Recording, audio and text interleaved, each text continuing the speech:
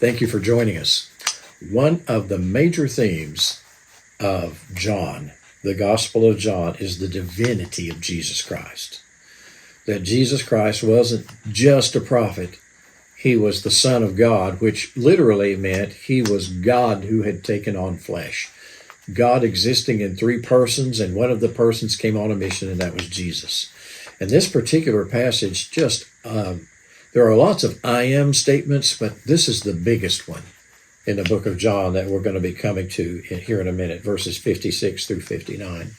But when Moses encountered God at the burning bush, and God was saying, I'm going to send you back to the Israelite people, and you're going to lead them out of Egypt and lead them into the promised land, he said, who do I say sent me?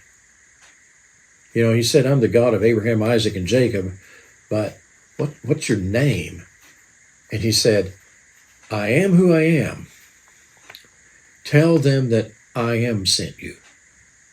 And so these four Hebrew letters, Yod, He, Vav, Het, mean I am.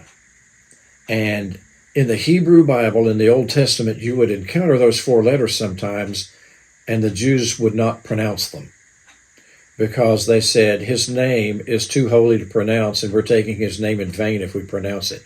And so some Gentiles say, well, it's Jehovah, that's how it's pronounced. And some say, no, it's Yahweh, that's how it's pronounced. We don't know because they didn't pronounce it. They would say the Lord, Hebrew Adonai. They would say the Lord. So what does it mean? It means I am. Okay? Great name for God, because what was he saying? I didn't have no mama name me. I've always been and I always will be. I'm the first and the last, the Alpha and the Omega, with no beginning and no end. Try to wrap your brain around that. You can't do it. But God is saying, I didn't have a beginning. I am. So listen to the bomb that Jesus drops on these Pharisees.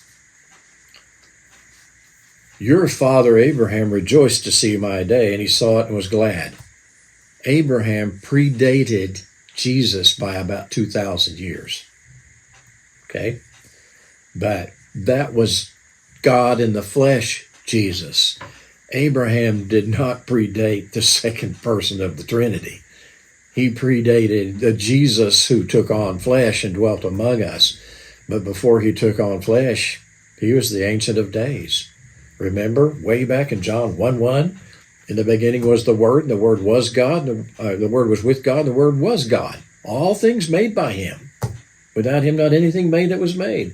The great Creator took on flesh so that he could be our great Redeemer. Here's what he says. Your father Abraham rejoiced to see my day, and when he saw it, he was glad.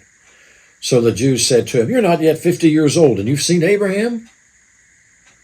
Jesus said to them, truly, truly, I say to you, before Abraham was born, I am. Catch that? Not before Abraham was born, I was born.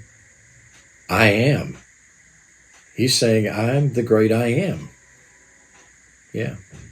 In chapter 10, he'll say, I and my Father are one.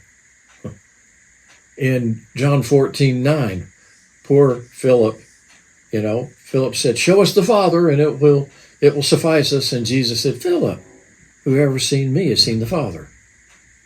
I'm God in the flesh, the great I am, who came to live among you. But John 8:59 is the biggie in the book of John that talks about Jesus being the eternal God in the flesh. And so, since they didn't believe, they got pretty mad. And verse 59, they picked up stones to throw at him, but he hid himself and went out of the temple. Why? It wasn't his time. He wasn't going to die by being stoned to death. He came to die the cursed death. Remember, cursed is he who hangs on a tree, so he had to die by crucifixion, and he had to bleed. Without the shedding of blood, there's no forgiveness of sins. And so that was the death he was going to die, and he was going to die on Passover because he was the fulfillment of Passover. That's all I got for you. Have a good weekend. Bye-bye.